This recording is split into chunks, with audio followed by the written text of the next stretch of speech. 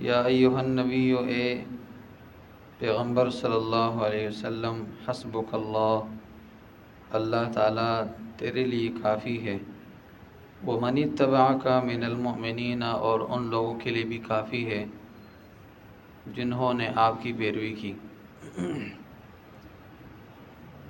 یا اس کا مطلب دوسرا معنی یہ ہے ومن اتبعک من المؤمنین، اور وہ لوگ بھی آپ کے لیے کافی ہیں جنہوں نے آپ کی پیروی کی۔ گزشتہ آیتوں میں اللہ رب العزت نے غزوہ بدر کے واقعات اور حالات اللہ رب العزت نے بیان فرمائے تھے، اور پھر میثاق مدینہ کی طرف اشارہ فرمایا تھا کہ حضور نبی کریم صلی اللہ علیہ وسلم جب مدینہ آئے تو حضور صلی اللہ علیہ وسلم نے یہودیوں کے ساتھ معاہدہ کیا، معاہدے کی شرائط بھی بیان ہو چکی تھی، پھر آگے ان کی خیانت کا تذکرہ تھا، تو اللہ رب العزت نے اس کے بارے میں بھی فرمایا تھا کہ اگر خیانت ان کے بارے میں معلوم ہو جائے تو پھر ان کو ایسی سزا دو کہ اگلے پچھلے لوگوں کے لیے پھر وہ عبرت کا نشان بن جائے۔ تو یہاں اللہ رب العزت جو ہے حضور نبی کریم صلی اللہ علیہ وسلم کو تسلی دے رہے ہیں۔ یہ آیتیں بعض مفسرین کے نزدیک یہ فرماتے ہیں کہ یہ غزوہ بدر کے موقع پر نازل ہوئی، یعنی اب غزوہ بدر کا معرکہ شروع نہیں ہوا تھا کہ اللہ رب العزت نے ان آیتوں کو نازل فرمایا۔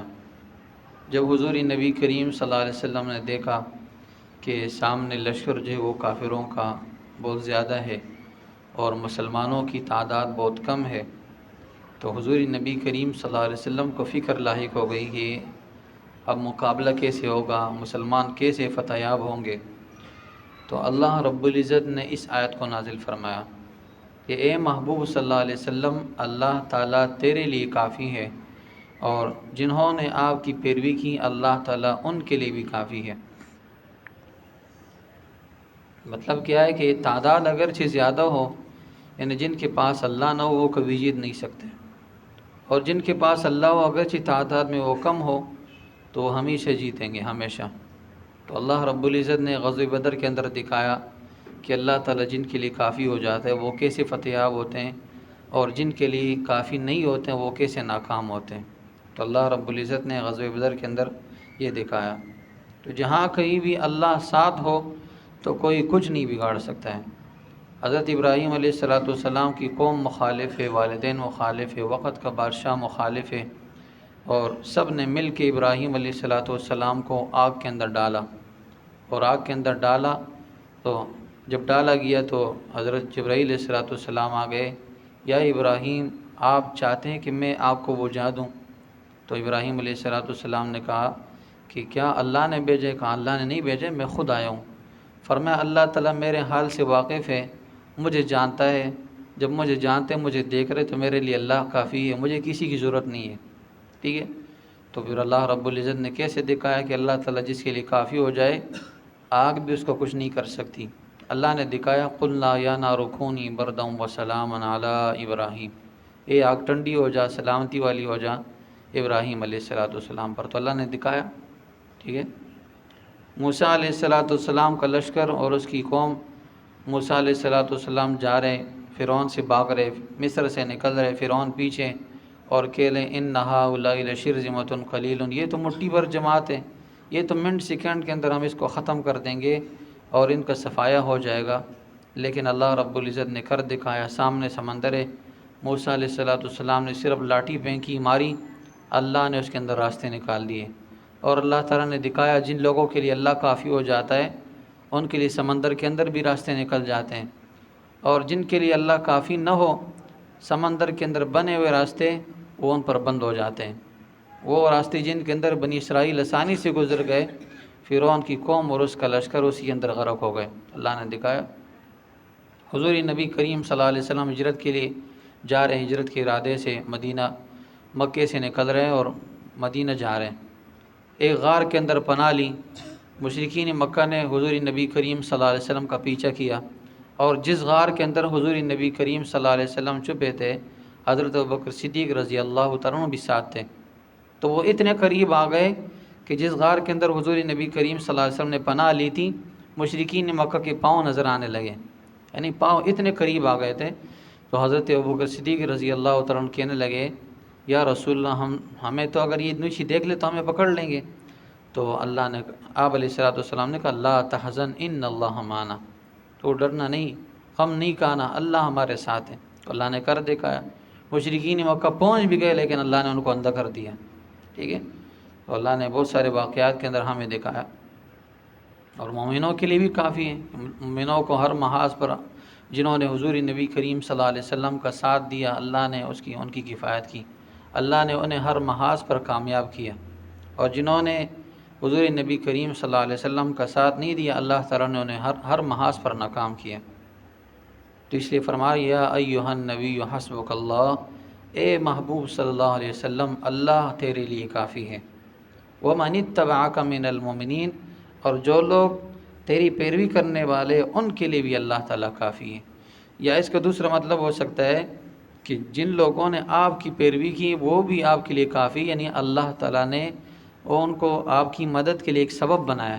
دیکھیں صحابہ کرام نہ ہوتے تو حضور نبی کریم صلی اللہ علیہ وسلم اکیلے ہوتے، اللہ نے حضور نبی کریم صلی اللہ علیہ وسلم کو ایسے ساتھی دیے جو حضور نبی کریم صلی اللہ علیہ وسلم پر جان نچھاور کرنے والے تھے۔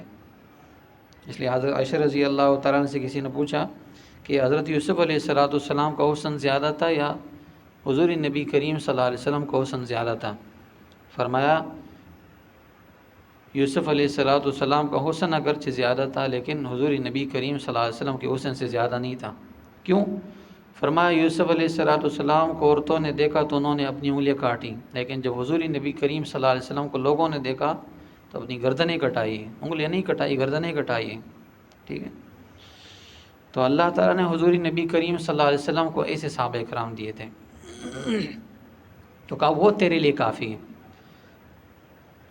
تو اس بہت سارے واقعات ہیں۔ حضرت جب مسلمان کمزور تھے، تقریباً 39 کے قریب مسلمان تھے، یعنی ان کے اندر 33 مرد تھے اور اس طرح 6 عورتیں تھیں، تو اسلام اس وقت کمزور تھا۔ تو حضور نبی کریم صلی اللہ علیہ وسلم نے دعا کی یا اللہ اسلام کو 2 لوگوں کی وجہ سے عزت دے دے، دونوں میں سے کسی ایک کی وجہ سے اللہ اسلام کو عزت دے دے، یا اللہ عمر بن شام کو یا ہدایت دے دے یا عمر بن خطاب کو ہدایت دے دیں، دونوں کی وجہ سے ان میں سے کسی ایک کو یا اللہ اسلام کی عزت کے لیے منتخب فرما۔ حضور نبی کریم صلی اللہ علیہ وسلم نے دعا کی۔ ابو جہل نے ایک مجلس لگائی کہ یہ جو آدمی آ چکے ہیں مکے کے اندر، انہوں نے ہمارے آباء و اجداد کو برا بلا کہا اور ان کو گالیاں دیں اور ان کو کہا یہ بے جان چیزیں ہیں، لہذا جو آدمی اس پیغمبر کی گردن کو کاٹے گا، اس کے سر کو لائے گا، اس کے لیے 100 اونٹ دے دیے جائیں گے، ٹھیک ہے، تلواروں کے ساتھ، اور 100 اوقیہ جو ہے وہ چاندی کے دے دیے جائیں گے، وہ سارے انعامات دے دیے جائیں گے۔ اس وقت حضرت عمر رضی اللہ تعالیٰ عنہ کھڑے ہو گئے کہ آپ میرے ساتھ اس بات پر ہاتھ کر لیں، قسم کھا لیں، لہٰذا میں تیار ہوں حضور نبی کریم صلی اللہ علیہ وسلم کا سر لانے کے لیے۔ تو کہا، روایت کے اندر آتے ہیں ان کا جو بت تھا حبل، جس کا نام تھا حبل، یہ ان کے پاس چلے گئے، ان کے سامنے معاہدہ کیا۔ تو اب یہاں اعتراض ہوتا ہے کہ حبل کے سامنے قسم کھانا، کیا وہ حبل ان کی جواب دیتا تھا کہ نہیں دیتا ان کی باتوں کا؟ تو روایت کے اندر آتے ہے کہ حبل ان کو جواب دیتا تھا، پیچھے شیطان ہوتا تھا تو شیطان نے ان کے اعمال کو مزین کیا تھا، لہذا حبل نے پیچھے سے جواب دی ہاں ٹھیک ہے میں اس بات پر گواہ ہوں، یعنی اس بت کو ان لوگوں نے گواہ بنایا۔ تو کہا جب جانے لگے تو وہ سارے کے سارے بت جو ہے وہ گر گئے کہ یہ تو ایک خطرناک کام کیا جا رہا ہے، حضور نبی کریم صلی اللہ علیہ وسلم کو قتل کیے جا رہے ہیں، تو وہ سارے کے سارے بت گر گئے۔ تو ابو جہل نے حضرت عمر سے کہا کہ ان کی طرف نہ جائیے، حضور نبی کریم صلی اللہ علیہ وسلم کا جادو ایسے کہ ہمارے معبودوں پر بھی جادو ہو گیا ہے، وہ بھی ان کی طرفداری کر رہے ہیں۔ تو حضرت عمر رضی اللہ تعالیٰ عنہ جانے لگے، راستے میں کسی آدمی کی ملاقات ہوئی، فرمایا کہاں جا رہے ہو؟ تلوار ساتھ میں۔ فرمایا میں تو حضور نبی کریم صلی اللہ علیہ وسلم کو قتل کرنے جا رہا ہوں۔ فرمایا اس کو قتل کرنا تو دور کی بات ہے، وہ بعد میں پہلے اپنی گھر کی خبر لے لیں، جو تیرے بہن ہے وہ مسلمان ہو چکے دونوں، وہاں بھی چلے گئے، ٹھیک ہے۔ خیر مختصر حضور نبی کریم صلی اللہ علیہ وسلم کے پاس آخر لے جایا گیا، تلوار ساتھ میں۔ تو صحابہ کرام دار ارقم کے اندر موجود ہیں۔ جیسے ہی دروازہ کھٹکھٹایا گیا تو ایک آدمی نے دروازے کے سوراخ سے دیکھا کہ حضرت عمر رضی اللہ تعالیٰ عنہ ہے، تو گھبرا گئے، یا رسول اللہ عمر آ گئے تلوار ساتھ میں۔ تو آپ علیہ السلام نے فرمایا اگر خیر کی نیت سے آئے تو خیر لے کے جائے گا، اور اگر شر کی نیت سے آئے تو اپنی گردن کٹا کے لے کے جائے گا، یعنی گردن کاٹے کے بغیر نہیں جا سکتا ہے، یہاں قتل کیا جائے گا۔ تو جیسی دروازہ کو لگیا، حضور نبی کریم صلی اللہ علیہ وسلم کے پاس آ گئے تو حضور نبی کریم صلی اللہ علیہ وسلم نے گریبان سے پکڑا، اور عمر کب ایمان لاؤ گے؟ کیا اس وقت کا انتظار ہے کہ جو قوم عاد قوم سمود کے ساتھ ہو چکا تمہارے ساتھ بھی ہو جائیں؟ تو فرمایا عمر رضی اللہ تعالیٰ عنہ رونے لگے اور کہنے لگے یا رسول اللہ مجھے کلمہ پڑھائیے۔ اسی وقت حضرت عمر رضی اللہ تعالیٰ نے کلمہ پڑھا، اور صحابہ کرام نے ایک زوردار آواز لگائی، نعرہ تکبیر اللہ اکبر۔ فرمایا وہ آواز پورے مکے کے اندر گونجی۔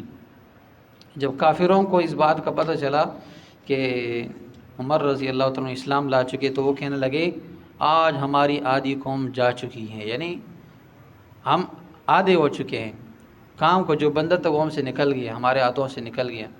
اتنے میں حضرت جبرائیل علیہ السلام آ گئے اور کہنے لگے آسمان کے اندر جتنے بھی فرشتے وہ عمر رضی اللہ تعالیٰ عنہ کے اسلام کی وجہ سے ایک دوسرے کو مبارکباد دے رہے ہیں، ٹھیک ہے؟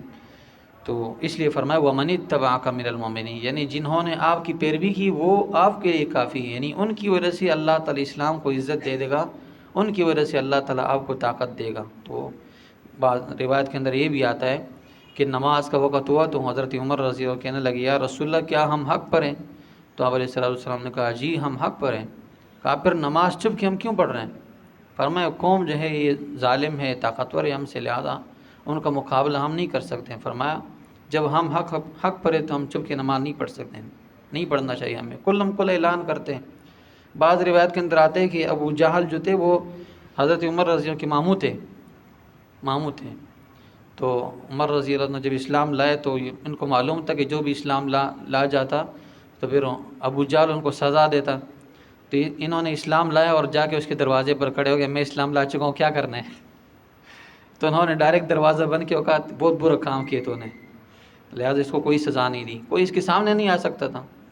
تو اس لیے فرمایا وَمَنِ اتَّبَعَكَ مِنَ الْمُؤْمِنِينَ، اللہ